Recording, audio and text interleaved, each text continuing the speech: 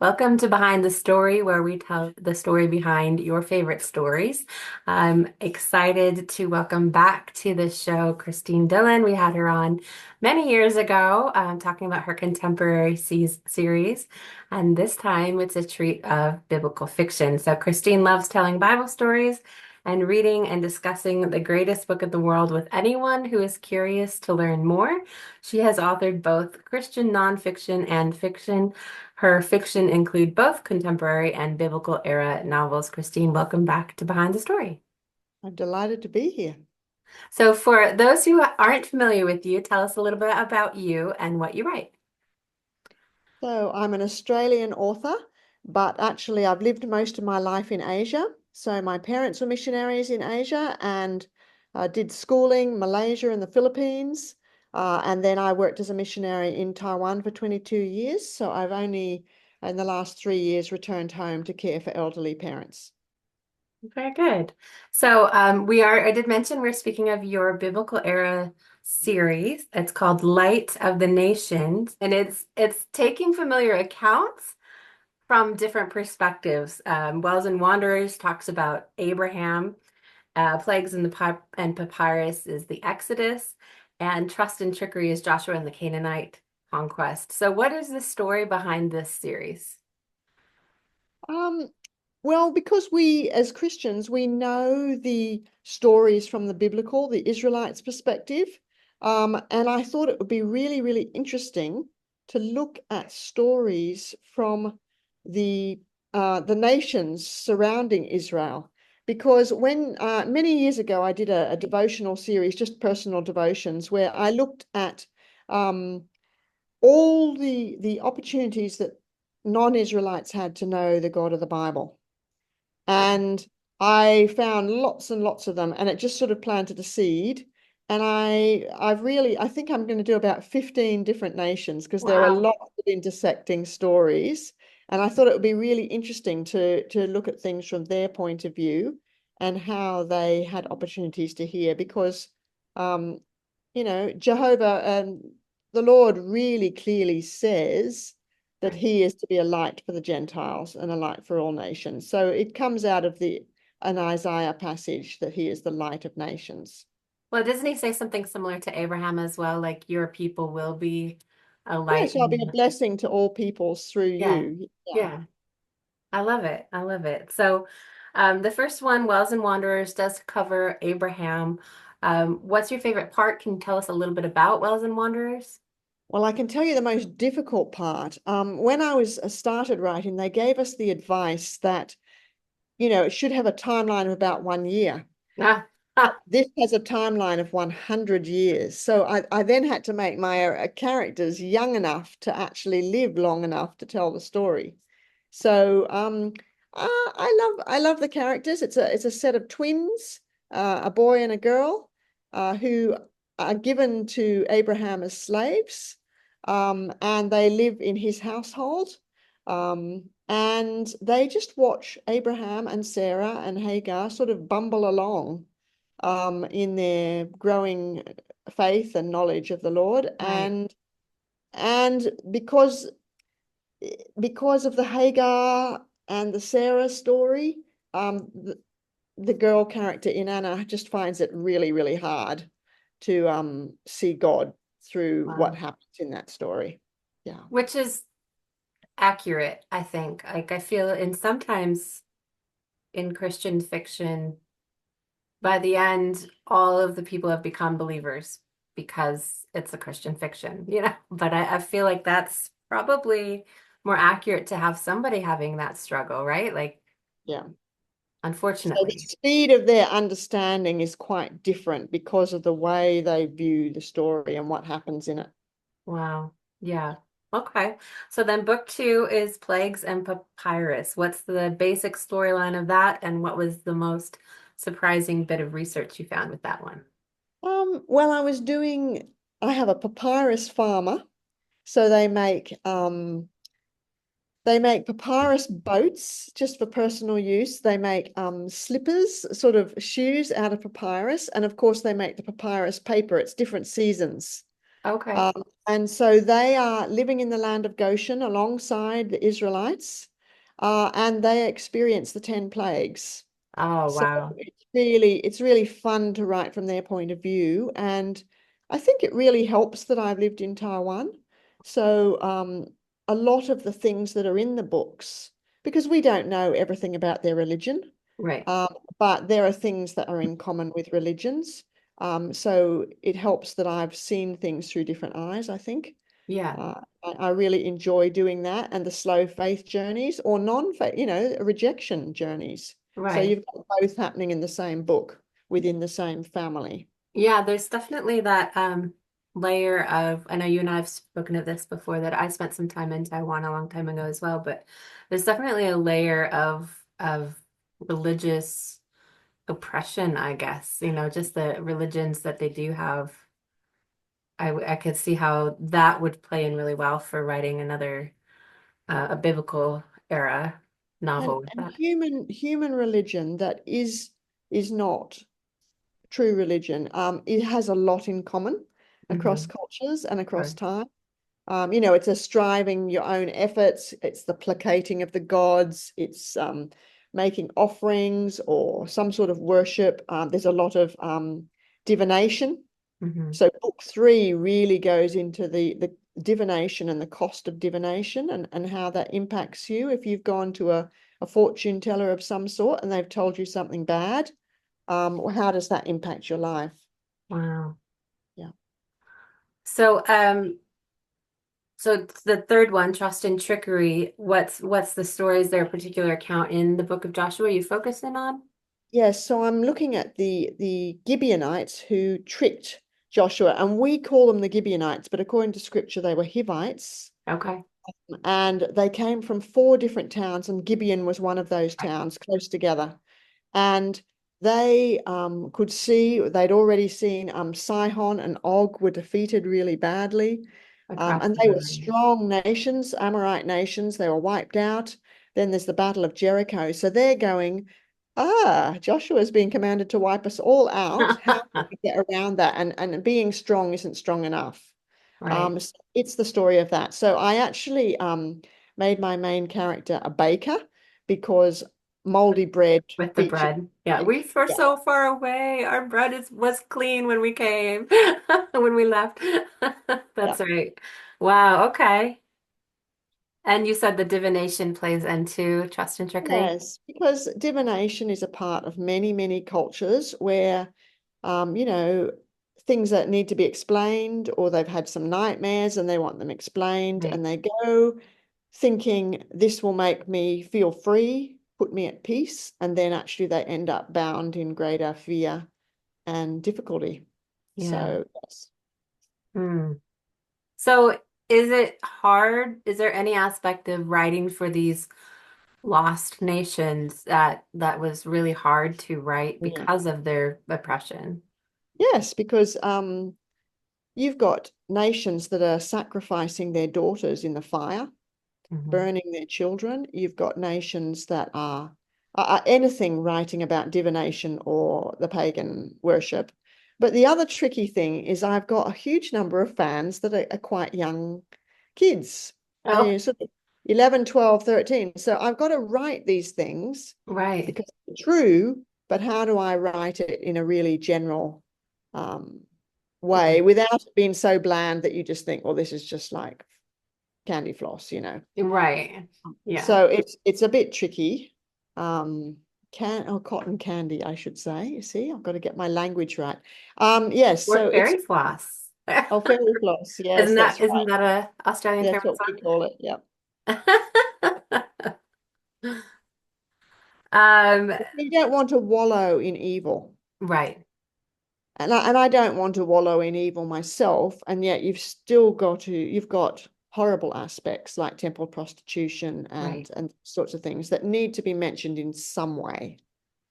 Yeah.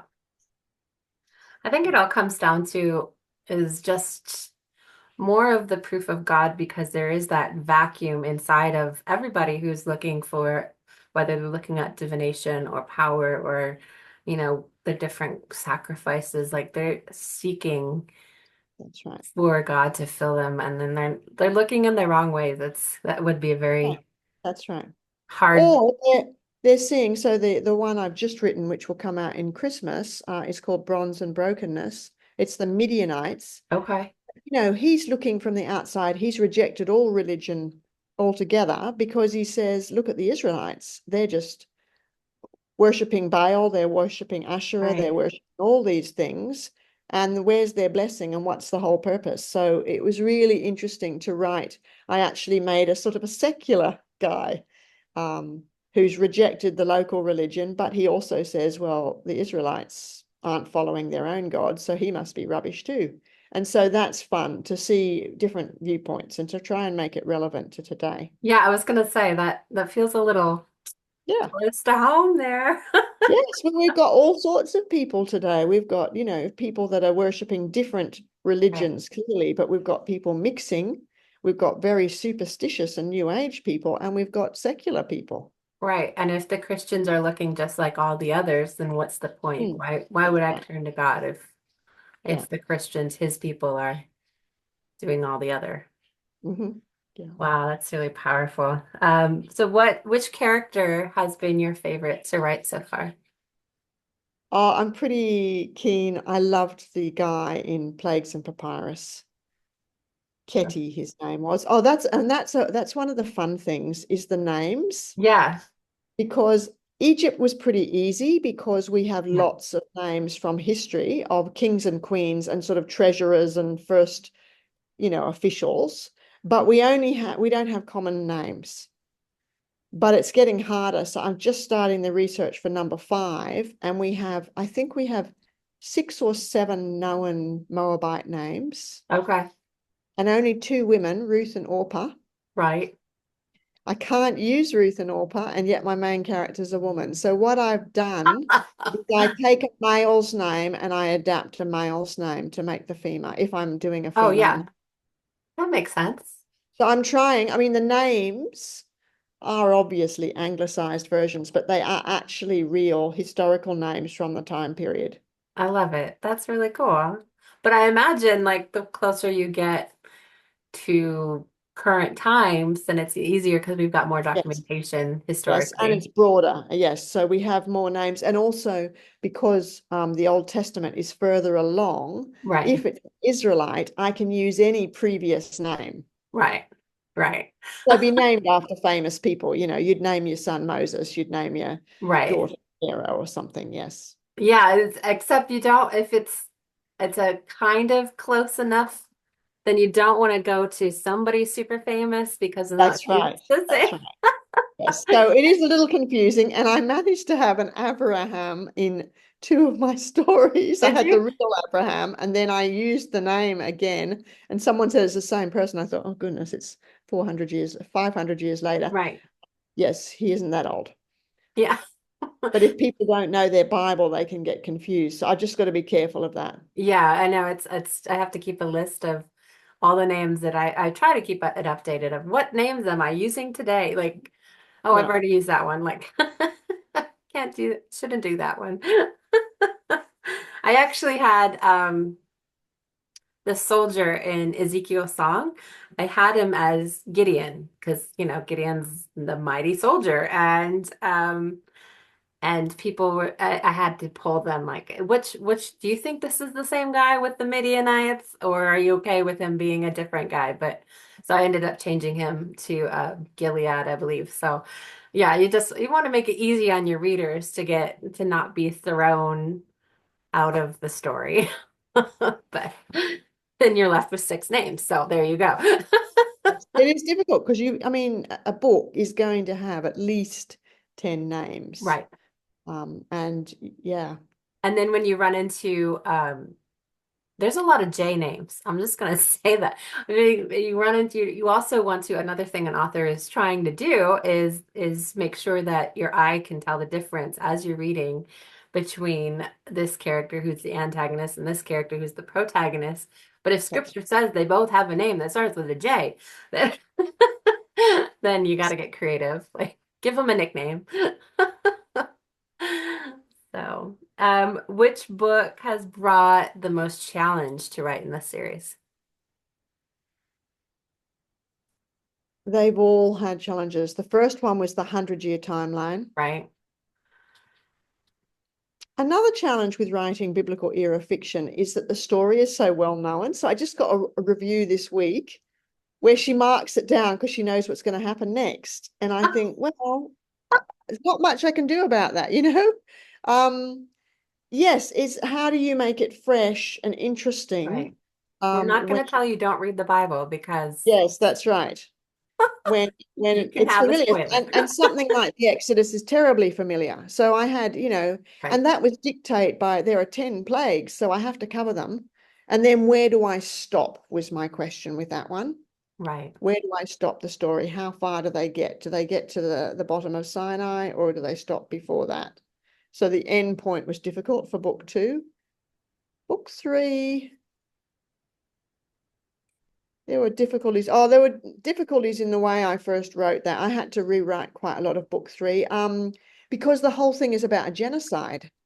Hmm. Um, so, I had my character, occasionally grinning and whatever, and my editors saying, you can't have a book about genocide and have your characters being sort of joyous. And so that was hard, really getting into what that would be like when your whole nation is threatened with Right. totally being wiped out, men, women, and children. Hmm. And you're also dealing with the modern reader who's going to struggle with that. Right. And in fact might put down the book because they're so strong in their views that they can't actually sit back and wait for the explanations. They actually are already judging it from book one, from page one. Yeah. And the fourth one, I've just struggled the whole way. It just was a hard one to write. And it took me a lot longer than usual to write the first draft. It took me 6 months, which is Wow. is quite exhausting, because you're thinking, you're caught up in that world for that length of time. Yeah. And Yeah. normally you're a faster writer than that, right? Yeah, I normally like to do between 2 and 4 months. 2 months is pretty impossible with a full-time job, really. Right. Yeah. Yeah, that's still pretty fast. How long are your books? Are they? They're about 75,000, between Okay. 70 and 75. I just write, that's my natural length for Yeah. writing. Yeah. Yeah. Yes, that seems I'm impressed. I like those numbers for 75,000. That's exactly what you're supposed to be for the genre. That's the genre length. It's not a Yeah. long. Well, I mean your speed at getting that fast Oh, for the yeah. 75, that's impressive. I'm very, very slow. Um, so you do have some fantastic reviews on Amazon. Wander Not Lost says it shows how someone looking in from the outside can see what God can do and how the might of God would render any other God insignificant. And Margaret says they are great to read and bring aspects of the Old Testament into a 3D perspective for me. It brings these occasions to life. Do you feel like these reviews capture the heart of the series and what you were intending? Yeah.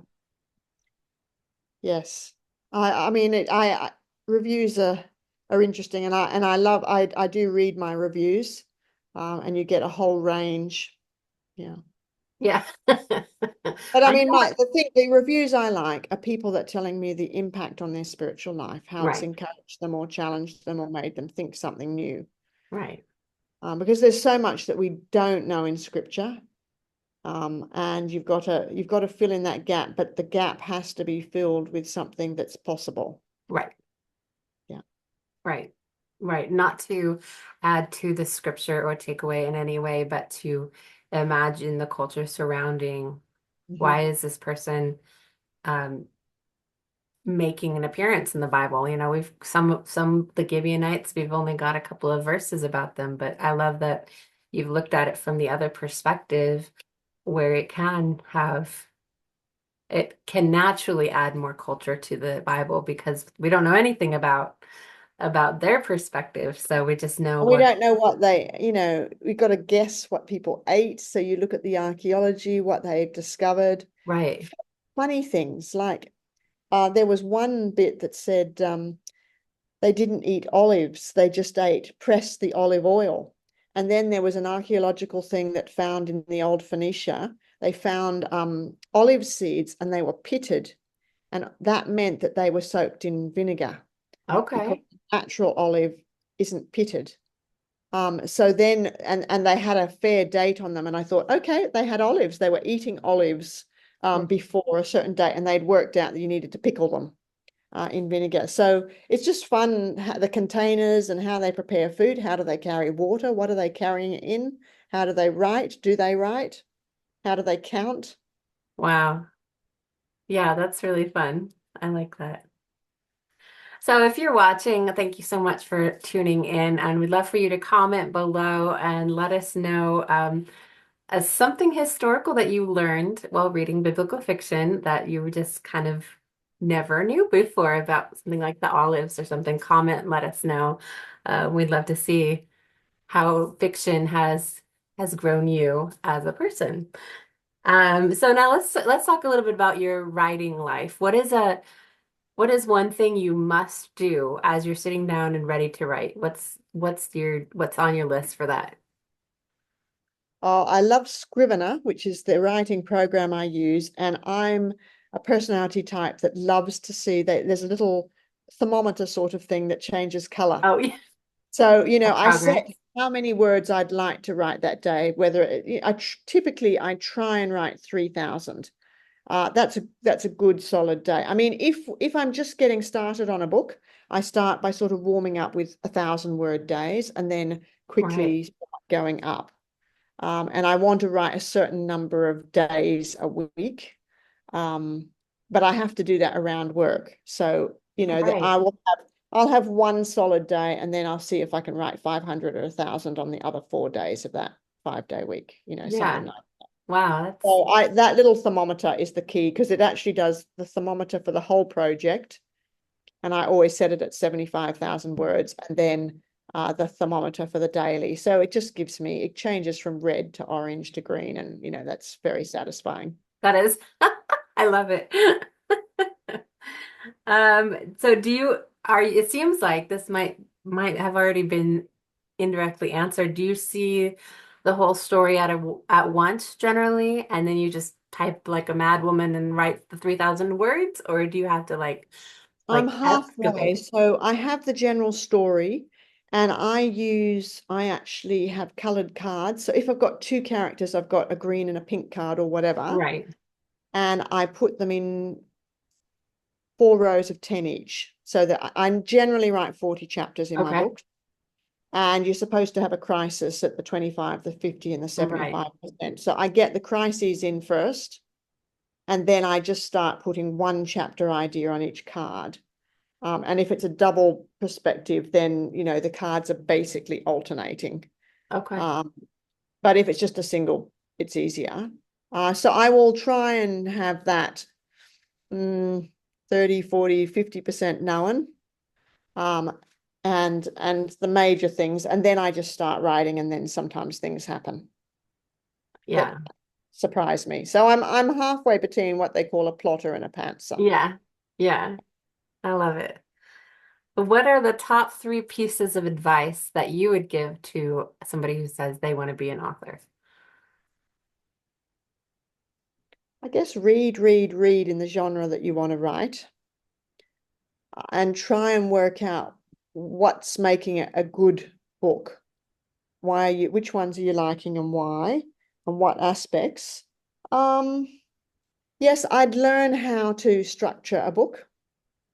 And what is it needed, like those crisis Right. points. So I'd read something like The Snowflake Oh yeah, that method, was a good one.